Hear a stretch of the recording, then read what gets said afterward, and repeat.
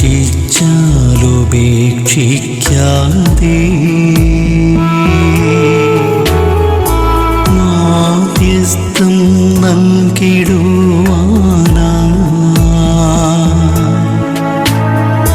കോട്ടയത്ത് വാഴുന്ന അന്തോണീസ് പുണ്യവാനെ സ്വീകരിക്കൂ കൈകൾ നീട്ടി ആപിയാമിൻ അർത്ഥനകൾ. നമ്മൾ കേൾക്കുക, ഈശോയ്ക്ക് വേണ്ടി സാക്ഷ്യം പറയാൻ നിൽക്കുന്ന പത്രോസ് പിടിച്ചോണ്ട് പോയി ജയിലിലിട്ടു. ഒരു ആത്മീയ രഹസ്യം കൂടെ പറഞ്ഞു തരട്ടെ. സുവിശേഷത്തിന് വേണ്ടി സങ്കടപ്പെടണം, സുവിശേഷത്തിന് വേണ്ടി പീഡകൾ അനുഭവിക്കണം, സുവിശേഷത്തിന് വേണ്ടി നഷ്ടങ്ങൾ അനുഭവിക്കണം, സുവിശേഷത്തിന് വേണ്ടി കഷ്ടതകൾ അനുഭവിക്കണം. അത് അഭിഷേകമാകൂടാ കുട്ടാ, അത് അഭിഷേകമായി മാറും, അത് അനുഗ്രഹമായി മാറും, അത് കൃപയായി മാറും. ദോസ് പോയി 5 സ്റ്റാർ ഹോട്ടലിൽ കിടക്കുന്ന പോലെ ജയിലിൽ പോയി കിടക്കുക. വായിക്കാം. പരസ്യ വിചാരണയ്ക്ക് പുറത്തു കൊണ്ടുവരുവാൻ ഹെറോദേസ് ഉദ്ദേശിച്ചിരുന്നതിൻ്റെ തലേ രാത്രി പത്രോസ് ഇരുചങ്ങലകളാൽ ബന്ധിതനായി 2 പടയാളികളുടെ മധ്യേ ഉറങ്ങുകയായിരുന്നു. ഞാൻ ഇമാജിൻ, നാളെ കൊല്ലും, നാളെ ഒന്നെങ്കിൽ കഴുത്ത് വെട്ടും, അല്ലെ കുരിശ കയറ്റും. ഞാൻ സ്ലീപ്പ് മക്കളെ, നാളെ മരിക്കുമെങ്കിലോ? നാളെ നീ മരിക്കുന്ന ഒരാൾ പറഞ്ഞാൽ പരിശുദ്ധാത്മാവ് പറയാം, മോനെ നീ നാളെ മരിക്കും. ഓ, എന്തൊരു ചങ്കിടിപ്പായിരിക്കും. ആമേൻ ഹല്ലേലൂയ പറഞ്ഞ് അവിടെ കിടന്ന് പാട്ട് പാടി കിടന്ന് നീ ഉറങ്ങുമോ? മകളെ പത്രോസിൻ്റെ മേലുള്ള പരിശുദ്ധാത്മാവ് കണ്ടോ? As if nothing has. എൻ്റെ നാഥനെ കാണാൻ വേണ്ടി അല്ലെ പിറ്റേന്നൊരു ടൂറ് പോകാൻ പോകുന്ന പോലെ പത്രോസിൻ്റെ കിടപ്പ്. അവന് ജയിലിലിട്ടപ്പോൾ എന്ത് പറ്റി? 2 ചങ്ങലകളാൽ ബന്ധിതനായി. 2 ചങ്ങല ഡബിളായിട്ടിരിക്കുന്നത്, ഡബിൾ ഡെക്കർ, ഇരട്ട ചങ്ങലയായിട്ടിരിക്കുന്ന പാവത്താൻ. വലിയ ചാപ്പാടൊന്നുമില്ല. വിശേഷ പ്രസംഗത്തിന് പോയി ചാപ്പാട് കിട്ടുകയില്ല മക്കളെ. എവിടെ ഞങ്ങൾ കൺവെൻഷന് പോയാലും ഞാൻ പറയും നോയമ്പാന്ന് പറയും. ഇറച്ചി മീനൊന്നും ഞങ്ങൾ തൊടിക്കേണ്ട, കഞ്ഞിയും പേറോ ഞങ്ങളുടെ ഭക്ഷണം. അത് വരുന്നവർക്ക് അതേ കൊടുക്കത്തുള്ളൂ. ക്ഷീണിച്ച് വേണം കൺവെൻഷൻ പ്രസംഗിക്കാൻ, ക്ഷീണിച്ച് വേണം കൺവെൻഷൻ ശുശ്രൂഷ ചെയ്യാനായിട്ട്. നമ്മളെ ഒരു അഭിഷേകമോടപ്പാ, ഒരു അനുഗ്രഹം. അത് ക്ഷീണിച്ച് ശരീരം ക്ഷീണിക്കുമ്പം ബാക്കി ആത്മാവ് ബലപ്പെടും. ഹല്ലേലൂയ. ശരീരം ക്ഷീണിക്കുമ്പോ ആത്മാവ് ബലപ്പെടും. ഹല്ലേലൂയ. നിന്റെ കൈകളുടെ സ്വാതന്ത്ര്യം കുറയുമ്പോൾ നിന്റെ ആത്മാവിന്റെ സ്വാതന്ത്ര്യം വർദ്ധിക്കും. ഹല്ലേലൂയ. നിന്റെ കാലുകളുടെ സ്വാതന്ത്ര്യം കുറയുമ്പോൾ നിന്റെ ആത്മാവിന്റെ സ്വാതന്ത്ര്യം വർദ്ധിക്കും. ഹല്ലേലൂയ. ആത്മീയ രഹസ്യം. ഹല്ലേലൂയ. പാവത്താൻ പത്രോസ് എല്ലാം ഒന്ന് ആലോചിച്ച് നോക്കി. നിങ്ങൾ ആ കിടപ്പൊന്ന് ആലോചിച്ച് നോക്കിയേ. 2 പടയാളികൾ ബന്ധപ്പെട്ട് 2 കയ്യിലും കൂടെ കെട്ടിവെച്ചിരിക്കുക. ഇടതും വലതും ഉറക്കമില്ലാതെ 2 പടയാളികൾ ഇരിപ്പുണ്ട്. അവന്റെ കയ്യിലോട്ട് കൂട്ടിയാൽ ചങ്ങലയിട്ടിരിക്കും. നോക്കിയൊന്ന് ആലോചിച്ച് നോക്കിയേ. പാവം പത്രോസ് സുവിശേഷം പ്രസംഗിച്ച് തളർന്ന് കിടന്ന് ഉറങ്ങുക. സുവിശേഷം പ്രസംഗിച്ചൊരു ഗുണം പറയട്ടെ, കിടന്ന നല്ല ഉറക്കം കിട്ടും, നല്ല ഉറക്കമാണല്ലേ. ഹല്ലേലൂയ. ഈ അച്ഛന്മാർക്ക് നല്ല ഉറക്കം എന്നാണ്. അച്ഛന്മാരെ നന്നായിട്ട് ഉറങ്ങുന്ന മനുഷ്യരാ പൊതുവേ. ഹല്ലേലൂയ. നിങ്ങൾ ഞാൻ പറയുന്ന രീതി തന്നെ എടുത്തേക്കണം കേട്ടോ. എന്താണെന്നറിയോ? സുവിശേഷം പ്രസംഗിക്കുന്നുണ്ടാകും, നല്ല സമാധാനമാണ് മക്കളെ. നിങ്ങൾ അച്ഛനെ പറഞ്ഞത് പ്രസംഗമെല്ലാം ഒച്ചത്തിൽ കിടന്ന് കൂവിയതാണെന്ന് നിങ്ങൾ വിചാരിക്കും. ഞാൻ എൻ്റെ ചങ്കിലോട്ട് അടിച്ച് കയറ്റുകയാണ്. ഇത് പറഞ്ഞു കഴിയുമ്പോൾ അച്ഛന് നല്ല സുഖമാണ് കൊച്ചേ. സത്യമായിട്ടും അതെ മക്കളെ, എൻ്റെ പൊന്നുമക്കൾ വിശ്വസിക്കണം. നിങ്ങൾ ഇത് ഞാനീ പറയുന്നത് ഒരു നല്ല വിരുന്നുണ്ടെന്ന ആസ്വാദ്യതയോടെയാണ് ഈ വചനം പറഞ്ഞുകൊണ്ടിരിക്കുന്നത്. അവിടെ ചെന്ന വല്ല പരിപ്പൂട കിട്ടുമായിരിക്കും, അതാണ് നമ്മുടെ ചാപ്പാട് ഉണ്ടെങ്കിൽ. ഓക്കെ മക്കളെ, പട്ടാളക്കാർ വെളിയിൽ നിന്ന് ഇപ്പോൾ 4 സെറ്റ് പട്ടാളക്കാരാ നിൽക്കണേ. അവർ കുന്തവും പിടിച്ചുകൊണ്ട് നിൽക്കുമ്പോൾ കൊല്ലാൻ കിടക്കുന്നവൻ കോഴിക്കുഞ്ഞ് അകത്ത് കിടന്ന് ഉറങ്ങിക്കൊണ്ടിരിക്കുക. നോക്കിയേ മക്കളെ, പെട്ടെന്ന് കർത്താവിൻ്റെ ദൂതൻ പ്രത്യക്ഷനായി. നിന്റെ അലച്ചിലുകൾ ഞാൻ എണ്ണിയിട്ടുണ്ട്, നിന്റെ കണ്ണീർ തുള്ളി ഞാൻ കുപ്പിയിൽ ശേഖരിച്ചിട്ടുണ്ട്. നീ പ്രസംഗിച്ചത് ഞാൻ കേട്ടു പത്രോസ്, നീ പറയുന്നത് ഞാൻ കേട്ടു.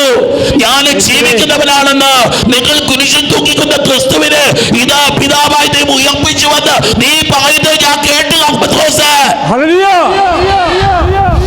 നമ്മൾ പ്രാർത്ഥിക്കുന്നതും പ്രസംഗിക്കുന്നതും ഒക്കെ ദൈവം കേൾക്കും മക്കളെ.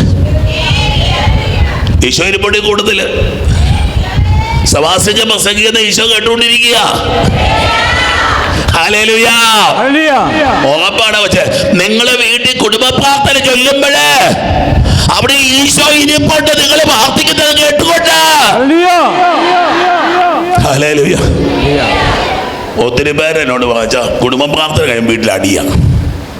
മിക്കവാറും മര്യാദക പ്രാർത്ഥന വല്ല ഒന്നെങ്കിൽ പിള്ളേർ തമ്മിലുള്ള അടിയായിരിക്കും. പിന്നെ അപ്പനും അമ്മയും കൂടെ അതിനകത്തോട്ട് ചേരും. ഇരുന്ന് പ്രാർത്ഥിക്കണം. ഇറ്റ്സ് എ സേക്രഡ് മൊമെന്റ് മക്കളെ. ഹല്ലേലൂയ. കർത്താവിന്റെ ദൂതൻ പ്രത്യക്ഷനായി ആ മുറിയാകെ പ്രകാശം നിറയ്ക്കും. അറിയാം, ഒരു എണ്ണത്തിരി വെട്ടം മാത്രം കിടപ്പുണ്ട് അതിനകത്ത്. ആ കുടുംബം ആ മുറി മുഴുവൻ പ്രകാശിക്കുക. എൻ്റെ കുഞ്ഞെ, നീ നൊമ്പരപ്പെട്ടിരിക്കുന്ന ഇടങ്ങളെ പ്രകാശിപ്പിക്കുവാൻ നിന്റെ ഉള്ളിലുള്ള സുവിശേഷത്തിന്, നീ പ്രസംഗിച്ച സുവിശേഷത്തിന് സാധിക്കും. ഹല്ലേലൂയ. നിങ്ങൾ കേൾക്കണം കേട്ടോ. വ്യാഴാഴ്ച വൈകിട്ട് 9 മുതൽ 10 വരെ ഷെക്കീനയിൽ ഇതാ വിഷയം. സുവിശേഷം പ്രസംഗിക്കുക. സുവിശേഷം പ്രസംഗിക്കുക. സുവിശേഷം പ്രസംഗിച്ചാലുള്ള ഗുണവിധ മക്കളെ. സുവിശേഷം പ്രസംഗിച്ചാലുള്ള ഗുണവിധ. എവിടെ പോയി നിന്നാൽ എത്ര ഇരുട്ടാണെങ്കിലും കുറച്ച് കഴിയുമ്പോൾ പ്രകാശം ഇങ്ങനെ പടർന്ന് പടർന്ന് പടർന്ന് വരുന്ന കാണാൻ പറ്റും. നീ വല്ലാണ്ട് ഒറ്റപ്പെട്ടു പോകുമ്പോൾ കർത്താവിന്റെ ദൂതൻ നിനക്ക് പ്രത്യക്ഷപ്പെടുന്നത് കാണാൻ പറ്റും.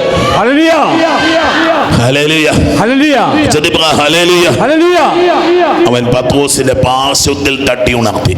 Get up man, get up, എഴുന്നേക്കടാ. സുവിശേഷം പറയുന്നവർക്കുള്ള മൂന്നാമത്തെ ഗുണമാണ് പറയാൻ ഞാൻ തരുന്നത്. ഉയർപ്പിക്കും. സുവിശേഷം പ്രസംഗിച്ചവരൊക്കെ ഉയർക്കാനുള്ളവരാ മക്കളെ. സുവിശേഷം പ്രസംഗിച്ചവരൊക്കെ എഴുന്നേക്കാനുള്ളവരാ മക്കളെ. സുവിശേഷം പ്രസംഗിക്കുന്നവർ തളർന്നു കിടക്കാനുള്ളവരല്ല.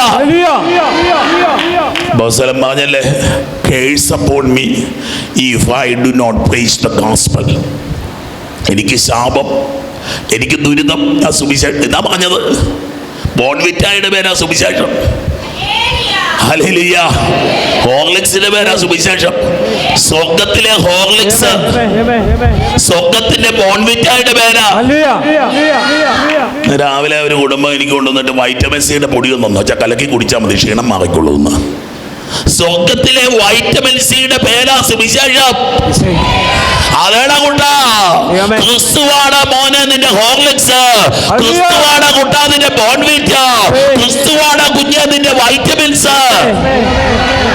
വിശേഷം പ്രസംഗം ഗുണമാ. എഴുന്നേക്ക്. തളർന്നവൻ, ഉറങ്ങിപ്പോയവൻ, ക്ഷീണിച്ചവൻ, അവൻ എഴുന്നേക്കുക. ഹല്ലേലൂയ. ഹല്ലേലൂയ. കഴിഞ്ഞ ബുധനാഴ്ച ഷെക്കീനയുടെ ഷൂട്ടിങ്ങിന് തളർന്നാ പോയി കിടന്ന്. ശരിക്കും ഇവിടുന്ന് പോയപ്പോൾ തന്നെ ഒരു നേരമായി. വൈകുന്നേരം ഇപ്പോൾ ഒരുപാട് ആളുണ്ടായിരുന്നു. കൈവപ്പ് വാർത്തയ്ക്ക് ഇവിടെ നിന്നു. എനിക്ക് 9:30-10 മണിയായെന്ന് തോന്നുന്നു തിരിച്ച് മുറിയിൽ ചെല്ലുമ്പം. പിന്നെ ചൂടുവെള്ളം, തണുത്ത വെള്ളം, കുളി, നന, പ്രാർത്ഥനയെല്ലാം കഴിഞ്ഞ് കിടക്കുന്ന ലേറ്റായിട്ടാണ് കിടന്നത്. പിന്നെ ഈ പ്രസംഗം ഉണ്ടല്ലോ, അതും പോയി നോക്കിയിരുന്നു. ഒരു 3 മണി കഴിഞ്ഞപ്പം ഗെറ്റ് അപ്പ് മാൻ, എഴുന്നേക്കടാ. ഞാൻ നിങ്ങളോട് പറയാ, ഒരു ക്ഷീണം എനിക്ക് തോന്നുന്നില്ല, ഒരു തളർച്ച എനിക്ക് തോന്നണില്ല. ഞാൻ എഴുന്നേറ്റ് ബൈബിളുമായിട്ട് എഴുന്നേറ്റ് ഇന്നൊരു സാധാരണ എഴുതും ഇങ്ങനെ ബൈബിളൊക്കെ ഒരു പേന എടുത്ത് വെക്കും. അവിടെ ആ ചാപ്പലിരുന്നുണ്ടാ പ്രസംഗം ഒരുക്കുന്നത് എടുത്തു വച്ചിരുന്നു. സുന്ദരമായിട്ട് കർത്താവ് ആ വചനത്തെ, ആ ചിന്തകൾ ഇങ്ങനെ തന്നുകൊണ്ടിരിക്കുക. ഒരുങ്ങിയതിന് 4 പറയാൻ പറ്റിയില്ല, പക്ഷെ ഒരു കൃപ, ഒരു അഭിഷേകം നിറയുന്നത് കണ്ടു. ഹല്ലേലൂയ. അവൻ തോളിൽ തട്ടി ഉണർത്തും. സങ്കടപ്പെട്ടിരിപ്പുണ്ടെങ്കിൽ സുവിശേഷം പ്രസംഗിക്കുന്നവർക്ക് സങ്കടപ്പെട്ടിരിക്കാൻ പറ്റത്തില്ല. സുവിശേഷം പ്രസംഗിക്കുന്നത് നിരാശപ്പെട്ടിരിക്കാൻ പറ്റത്തില്ല. സുവിശേഷം പ്രസംഗിക്കുന്നത് തളർന്നു പോവില്ല. സുവിശേഷം പ്രസംഗിക്കുന്നത് വീണ് നിങ്ങൾക്ക് വീഴ്ത്താൻ പറ്റത്തില്ലെന്ന്, നിങ്ങൾക്ക് തളർത്താൻ പറ്റത്തില്ലെന്ന്, നിങ്ങൾക്ക് തള്ളിയിടാൻ പറ്റത്തില്ലെന്ന്. ഒരു സുവിശേഷ പ്രസംഗത്തിന്റെ കരുത്താണ് മക്കളെ. ഞാനേ പറഞ്ഞു, നിങ്ങൾ ഇതുപോലെ മൈക്ക് കിട്ടിയ വീട്ടിൽ സുവിശേഷമാകണം. ജോലി സ്ഥലത്ത് ചെല്ലുമ്പോൾ സുവിശേഷം പറയണം. മറ്റുള്ളവർക്ക് കർത്താവിനെ പറ്റി പറയണം. എഴുന്നേൽക്ക്. അടുത്ത കേൾക്കണോ? മാജിക്ക് നടക്കുക. കയ്യിൽ നിന്നും കാലിൽ നിന്നും ചങ്ങല ആര് കെട്ടിയാലെ കെട്ടഴിയും മക്കളെ. ഒരു സുവിശേഷം പ്രസംഗിക്കുന്ന വ്യക്തിയെ കെട്ടിയിടാൻ പറ്റത്തില്ല. കർത്താവിന്റെ ദൂതൻ അഴിച്ചുവിടും. ഏത് കെട്ടും അഴിക്കും. ഞാൻ ഓർക്കുക, പേരൊന്നും പറയുന്നില്ല, ഒരച്ഛൻ ഒരു 20 കൊല്ലം മുമ്പ്, നിങ്ങൾക്ക് ക്യാൻസർ രോഗമൊക്കെ വരുന്ന അല്ലെങ്കിൽ നമ്മുടെ നാട്ടിൽ പ്രചരിക്കാൻ തുടങ്ങിയ കാലമാണ്. വലിയൊരു ബൈബിൾ പണ്ഡിതനായി അച്ഛൻ. നല്ല രസം അച്ഛൻ്റെ പ്രസംഗം കേൾക്കാൻ. ബൈബിളിൽ ഡോക്ടറേറ്റാണ്, ബൈബിൾ പണ്ഡിതനാണ്. അച്ഛൻ്റെ ഒരു ഇടയായിട്ട് തലവേദന വന്നു. അവസാനം ഡോക്ടർമാർ സ്കാൻ ചെയ്ത് പറഞ്ഞപ്പോൾ തലച്ചോറിലൊരു മുഴ. ബയോപ്സിക്ക് വിട്ടപ്പം ക്യാൻസർ, ബ്രെയിൻ ട്യൂമർ. തലച്ചോറിൻ്റെ 1/4 എടുത്ത് മാറ്റി. മഹാപണ്ഡിതനായ വൈദികൻ. പാണ്ഡിത്യം എന്തിലാ? ബൈബിളിൽ. ഒത്തിരി വിഷമിച്ചു. ഒരു 25 കൊല്ലം മുമ്പത്തെ ഞാനൊക്കെ പട്ടം കിട്ടുന്ന സമയം, ആ സമയത്താണ് 30 കൊല്ലം. നമുക്ക് ചിന്തിക്കാൻ പറ്റും. അന്ന് ക്യാൻസറിന് മരുന്നില്ല, അല്ല ചികിത്സയില്ല, ട്രീറ്റ്മെൻറ്റ് മര്യാദയ്ക്കില്ല. എല്ലാവരും ഞാനും ദൈവമേ പാവം തീർന്നല്ലോ. പക്ഷെ ഇന്നും അപ്പം അച്ഛനിപ്പോൾ എന്തോരം വയസ്സ് കാണും നിങ്ങളൊന്ന് കാണാൻ കൂട്ടി, ഒരു 80 വയസ്സെങ്കിലും അച്ഛന് കാണും. ഇന്നും അച്ഛൻ ബൈബിൾ പറയുന്നുണ്ട്. ഇന്നും അച്ഛൻ ബൈബിൾ പഠിക്കുന്നുണ്ട്.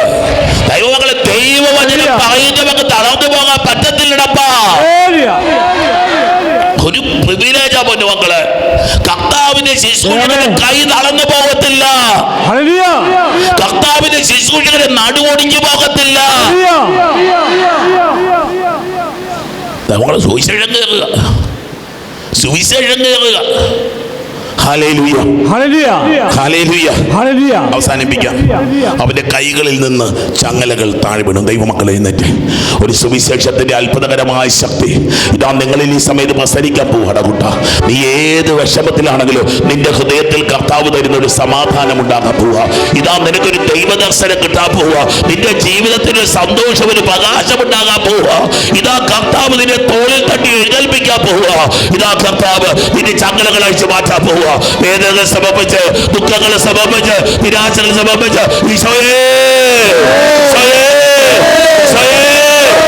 കൂട്ടയത്ത് വാഴുന്ന അന്തോണീസ് പുണ്യവാനെ സ്വീകരിക്കൂ കൈകൾ നീട്ടി.